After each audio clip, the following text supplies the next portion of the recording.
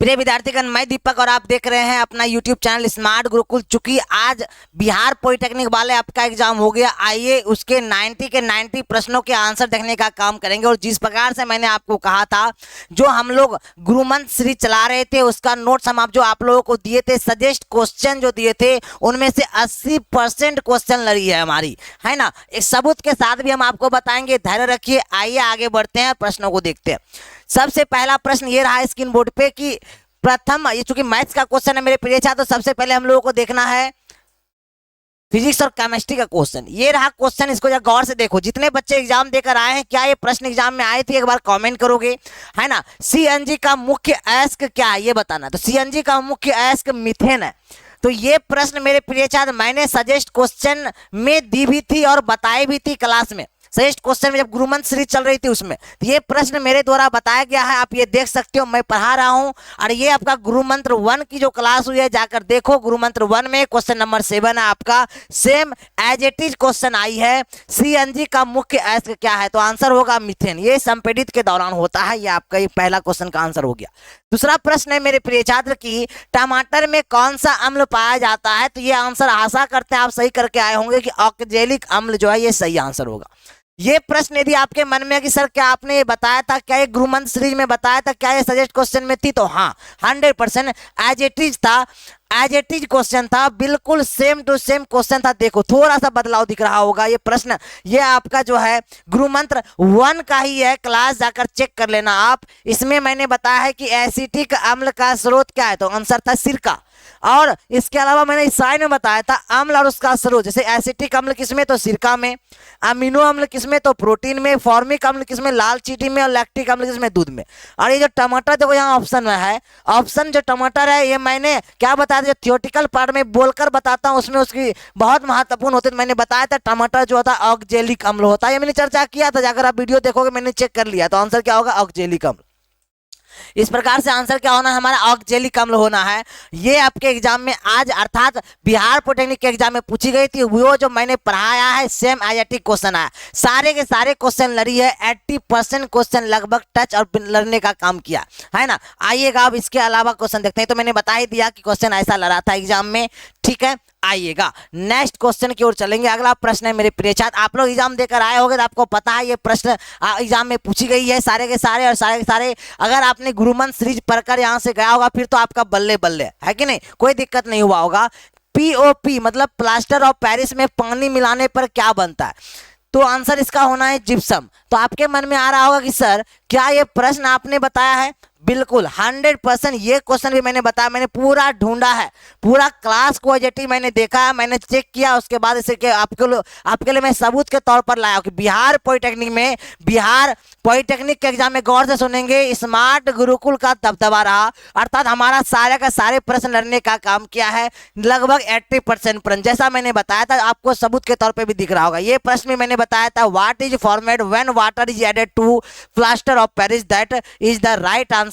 Okay, gypsum. Gypsum जो हमारा बिल्कुल सही और करेक्ट आंसर था। नेक्स्ट क्वेश्चन जो एग्जाम में आपकी आई है मेरे प्रिय छात्र कि कांसा, जिसको हम लोग ब्रॉन्ज बोलते हैं, कि किस प्रकार की मिश्र धातु। आपके एग्जाम में क्या था, ये कांसा वहां नहीं लिखा था, वहां सिर्फ ब्रॉन्ज लिखा हुआ है। ब्रॉन्ज को हिंदी में कांसा बोलते हैं। कांसा किस प्रकार का मिश्र धातु है ये आपको बताना है। तो क्या आपके मन में क्या ये प्रश्न भी मैंने बताए थे, तो मैं बोलूंगा बिल्कुल हाँ।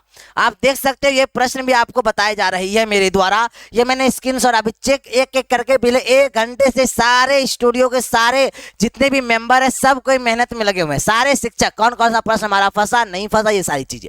तो ये प्रश्न भी देखो आपको मिला है। जो ये प्रश्न मैंने बता रहा था कि पीतल किसका मिश्र धातु है, ये मैंने बता रहा था भाई कॉपर और जिंक का, ऐसा मैं बता रहा था। ये क्वेश्चन था, लेकिन यहाँ क्या है, कांसा है ना जी। तो मैं जब ये बता रहा था पीतल के बारे में, तो इस नीचे तो साइड में मैंने थियोटिकल पार्ट बताया था कांसा के बारे में। कांसा में कॉपर, जिंक और निकेल तीनों होता है, ये मैंने बताया था ना। कॉपर, जिंक और निकेल, मुख्य रूप से कॉपर और जिंक, ऐसा मैंने बताया था। अब आइए पुनः प्रश्न पे। तो यहाँ ऑप्शन में देखो आपके पास है कॉपर और जिंक मतलब जस्ता, तांबा और जस्ता, ऑप्शन नंबर ए जो कि बिल्कुल सही आंसर हो जाएगा। ऑप्शन नंबर ए बिल्कुल सही आंसर हो जाएगा। होगा कि नहीं होगा, ये प्रश्न देख सकते हो मैंने बताया। ये बिल्कुल एक एक चीजें स्मार्ट गुरुकुल सारी की सारी चीजें ऑथेंटिक करती करती है, विच प्रूफ करती है, और मैं आपके समक्ष वो लाकर भी बता रहा हूँ। क्लियर? यही कारण है कि आप लोग स्मार्ट गुरुकुल पर लगातार भरोसा बनाए रखे हैं और हम लोग उस भरोसे, उस उम्मीद पर खड़े रहने और उतरने का प्रयत्न 100% करते हैं। हमारे सारे शेयर लगातार मेहनत करते हैं और हमारे द्वारा पिछले 7 सालों का एक्सपीरियंस, 7 सालों से मेहनत किया गया, ये आपको आज देखने के लिए मिल रहा है कि मेरे सारे बच्चे खुश हैं। सबका मैं आज ये भी बताने वाला हूँ कि भाई रिएक्शन कितना अच्छा रहा है कि नहीं। नेक्स्ट क्वेश्चन, अगला प्रश्न की ओर चलेंगे तो प्रश्न है कि पीट कोयले में कितने प्रतिशत कार्बन की मात्रा है? तो आंसर होगा कितना मेरे प्रिय साथ? 40 से 55%। तो कोयले से संबंधित बातें भी हमने बताई थी, वो सबूत, अच्छा वो सर नहीं जोड़ पाए, कोई बात नहीं, कोई बात नहीं। आइए नेक्स्ट क्वेश्चन देखते हैं। अगला क्वेश्चन देखो क्या है कि बेंजीन में कितने सिग्मा बंद होते हैं? ये आपके एग्जाम का प्रश्न है। क्या आपके एग्जाम में आया नहीं? आप जितने बच्चे एग्जाम देकर आए एक बार चेक करो। तो ये प्रश्न भी मैंने बताया है, देखोगे नहीं तो आपको देखने के लिए मिल रहा होगा यहाँ भी। नेक्स्ट क्वेश्चन की ओर चलते हैं, ठीक है। आइए, एक टेस्ला में कितने गॉस होते हैं? आप बिलीव नहीं करोगे, रात में हमने एक महा मैराथन चलाई थी। रात के महा मैराथन में मेरे प्रिय छात्र ये प्रश्न आपको सर बताए थे, है ना। देखो सर क्लास ले रहे थे, एक टेस्ला में कितने गॉस होते हैं और टेस्ला से संबंधित प्रश्न देखो सर बताए थे आपको। रात वाले में 11 नंबर प्रश्न देखना, रात में जो महा मैराथन हम लोग चलाए हैं, अंतिम महा मैराथन, उसमें ये प्रश्न क्वेश्चन नंबर 11 में है, टेस्ला से संबंधित। और सर जब समझा रहे थे तो उसमें ये भी बताए थे कि एक टेस्ला में कितने गॉस होते हैं, है ना। एक टेस्ला में कितने गॉस होते हैं तो भाई वो सर आपको बताए थे, है कि ना। एक वर्ग बराबर होता है, लेकिन जो आपके ऑप्शन में नहीं है कि नहीं। चलो आ जाओ। डेसिबल में न्यूनतम ध्वनि प्रदूषण की सीमा क्या है? न्यूनतम कितना है मेरे प्रिय छात्र? आंसर होगा 60, अर्थात 60 होगी। न्यूनतम ध्वनि के बारे में पूछा गया, 55 से 65% होता है ऐसा। तो भाई ध्वनि के बारे में सारी चीजें डिटेल्ड हम लोगों ने बताई है, चर्चा किया। ये प्रश्न हमें नहीं मिली थी कहीं भी, है ना, लेकिन ये प्रश्न मैंने बताया, मुझे ये भरोसा है, क्योंकि हमारे द्वारा मात्र 1 घंटा में मेहनत किया गया। बताओ कितना, जितना प्रश्न मैंने बताया था, 1800 प्रश्न मैंने बताया, तो सजेस्ट क्वेश्चन दिया था, है ना। आगे देखते हैं, ये प्रश्न है आपका, आंख में प्रकाश को कौन नियंत्रित करता है? ये आपके एग्जाम में आज पूछा गया प्रश्न है, तो आंसर इसका क्या होता है जल्दी से बताओ। लेकिन उसके पहले मैं ये भी बता दूं आपको, ये प्रश्न भी रात के महामैराथन में सर पढ़ा रहे थे। देखो यहाँ पे कि मानव नेत्र में प्रवेश करने वाली प्रकाश की मात्रा टच द्वारा नियंत्रित करता है। क्या यही प्रश्न है कि नहीं? तो बोलोगे हाँ सर बिल्कुल यही प्रश्न है, आंख में प्रकाश को कौन नियंत्रित करता है या वो। तो आंसर देखो मेरे प्रिय छात्र, क्या सर करवाए थे आपको? परितारिका, इसको आइरिस बोलते हैं। तो आपका भी आंसर परितारिका अर्थात आइरिस होता, ऑप्शन नंबर डी में, ऑप्शन नंबर डी में है। ये प्रश्न भी एग्जाम में आया। तो बेटा मेरे हम लोग पढ़ाते वही है, जो बच्चे हम पर भरोसा किए उसका बल्ले बल्ले है, वो एग्जाम में 100% क्वालिफाई करके आएंगे। जिस प्रकार से हम लोगों ने झारखंड पॉलिटेक्निक में झंडा अपना गाड़ा, जिस प्रकार से हम लोगों ने बिहार पॉलिटेक्निक में गाड़ा, उसी प्रकार से आने वाले दिनों में आपको यूपी पॉलिटेक्निक में भी दिखेगा। लेकिन अभी वर्तमान हमारी मानसिकता बिहार पॉलिटेक्निक पर है। बिहार पॉलिटेक्निक में भाई बार बार मैं बोल रहा था आपको, क्यों परे हो चक्कर में, कोई नहीं है स्मार्ट गुरुकुल के टक्कर में। चूंकि आपको ये सबूत के साथ आपको ये चीजें मैं आज बता भी रहा हूँ, समझा भी रहा हूँ, सिखा भी रहा हूँ। इस प्रकार से सर आपको समझा रहे थे, सिखा रहे थे, इस प्रश्न के बारे में पूरा बारीकी पूर्वक समझाने का काम किया है कि नहीं। नेक्स्ट क्वेश्चन कि अनंत पर रखी वस्तु का प्रतिबिंब कैसा होता है, ये आपको बताना। अनंत पर कोई भी वस्तु यदि रखा गया है तो उसका प्रतिबिंब कैसा होगा? हमेशा फोकस पर बनता है, कैसा होता है, ये चीजें में भी चर्चा हमारी द्वारा की गई है। आंसर के कंप्लीट है।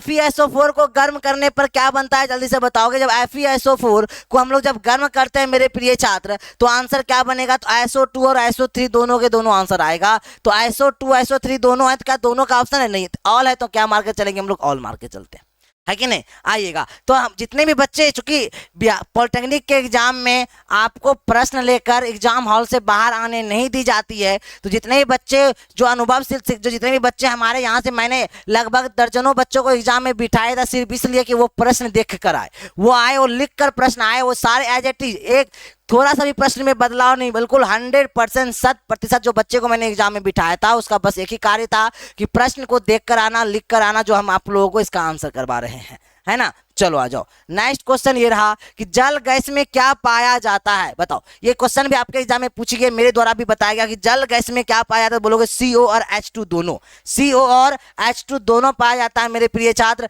नेक्स्ट क्वेश्चन अब आएंगे हम लोग मैथ्स की ओर। लेकिन मेरे प्रिय छात्र की बात यही है कि मैथ्स वाले शिक्षक आपके उपस्थिति दायर यहाँ नहीं किए हैं अभी, तो मैथ का जो क्वेश्चन होगा कुछ इस प्रकार से है। और जितना प्रश्न मैंने लिया है मेरे प्रिय छात्र मैथ्स का, वो सारे के सारे प्रश्न सर के द्वारा बताया बताया गया था आपको, सारे के सारे प्रश्न। एक बार प्रश्न देख लो आप लोग, क्या ये प्रश्न आए थे, एक बार कमेंट करके दे देना आप लोग।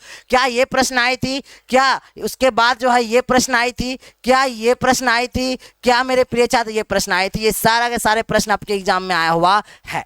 तो जिस प्रकार से आपने स्मार्ट गुरुकुल पर भरोसा बनाया था, हम लोग उस भरोसे पर कायम और खरे उतरने का काम किए हैं, है कि नहीं? तो जितने भी नए छात्र और मेरे प्रिय छात्र, चूंकि जितना मेहनत हम लोग आप लोगों के लिए करते हैं, सारे सारे प्रश्नों को भी लड़वाने का हम लोगों ने काम किया, हमारी मेहनत है कि नहीं? और आपका भरोसा, जितना भरोसा करते हैं उतना हम लोग मेहनत करते हैं।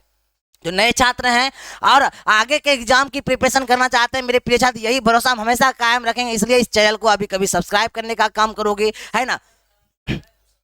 और बेटा मेरे जो भी दिक्कत हो, कठिनाई हो, कमेंट बॉक्स में आप कमेंट करोगे, मैं उसका आंसर देने आऊँगा। परेशान हताश होने की आवश्यकता नहीं है, लेकिन इस चैनल को अभी कभी सब्सक्राइब जरूर करें, ताकि मैं और आपके लिए मेहनत करूँ। आपका प्यार, मैं हमेशा उस प्यार को पॉजिटिवली लेता हूँ, उसको मेहनत के तौर पर आप तक मैं पहुँचाने का काम करता हूँ। मैं प्रिय छात्र आपका मित्र दीपक, आपका शिक्षक ले रहा है वर्तमान समय में। अपना ख्याल और ध्यान रखोगे। धन्यवाद।